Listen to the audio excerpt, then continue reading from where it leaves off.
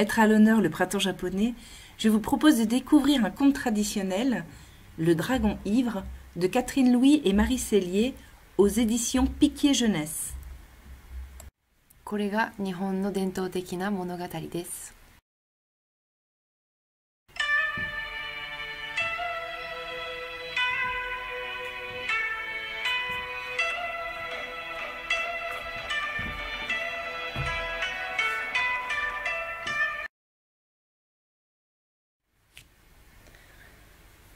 Un beau et grand cavalier parcourt la campagne à la vitesse de l'orage, soulevant un épais nuage blanc sur son passage.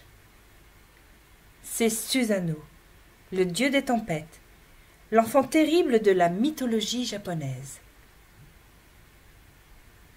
Arrivé dans un village, il met pied à terre et entre dans la cour de la première maison pour que, vite, on lui prépare un repas. Mais quelle n'est pas sa surprise de trouver un vieil homme, une vieille femme et une très jeune fille qui gémissent et qui pleurent. « Pourquoi ces pleurs et ces lamentations ?» leur demande Susanoo. « C'est que demain, à minuit, dit la femme, le dragon à 8 têtes viendra chercher notre chère petite Kunisada.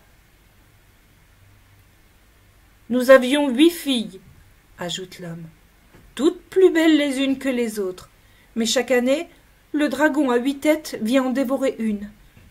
Kunisada est le dernier trésor qu'il nous reste. Et il est vrai que la jeune fille au teint de porcelaine et à la chevelure d'ébène est un miracle de beauté et de délicatesse. À peine Susanoo a-t-il croisé son doux regard qu'il en tombe éperdument amoureux. « Je veux bien vous en débarrasser du dragon, dit-il, à condition que vous me donniez votre fille en mariage. Le marché est conclu. Qu'on fasse venir les voisins, ordonne Susanoo. Tous les habitants du village ne sont pas de trop pour l'aider à construire une immense palissade en bois percée de 8 portes. Devant chacune de ces portes, Susanoo fait disposer une jarre remplie de cet excellent alcool de riz qu'on appelle saké. À peine les préparatifs sont-ils terminés qu'un effroyable rugissement retentit. Les habitants terrorisés se dispersent. Susanoo fait signe aux 2 vieux de se mettre à l'abri, et d'un souffle transforme la douce Kunisada en un peigne étincelant de blancheur qu'il plante dans ses longs cheveux noirs. Puis il va tranquillement se cacher derrière une charrette.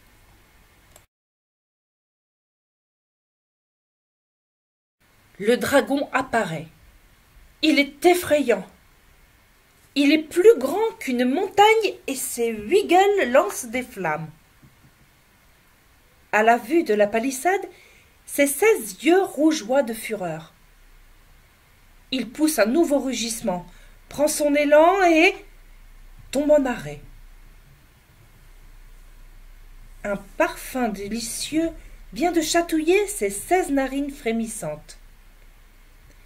Il a flairé la bonne odeur du saké, sa boisson favorite, son péché mignon. Il n'a jamais pu y résister. Oubliant tout, il introduit ses 8 têtes dans les 8 portes et se met à laper le contenu des jarres à grand bruit. En un rien de temps, il a tout bu. Quel délice! Alors Susanoo bondit et de son épée lui tranche une première tête.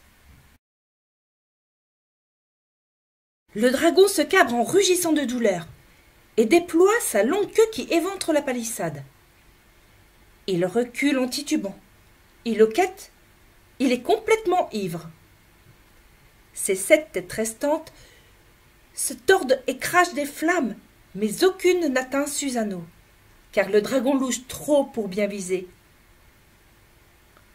Le dieu des tempêtes bondit à droite, à gauche, devant, derrière, et coupe les têtes les unes après les autres, jusqu'à ce que le dragon s'effondre de tout son long.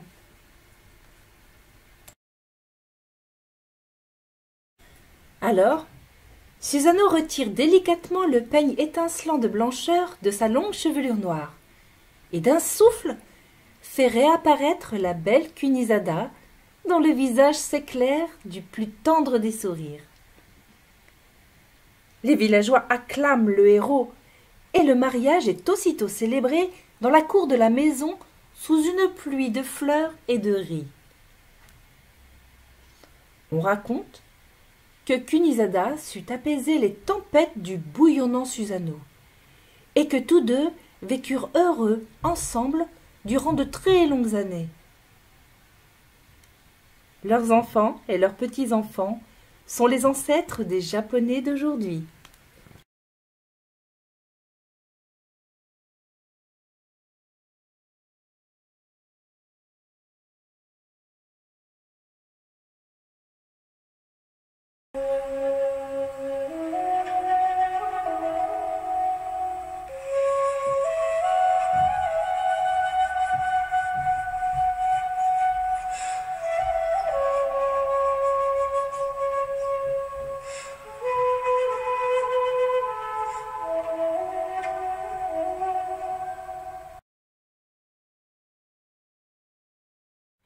次回の物語でお会いしましょう。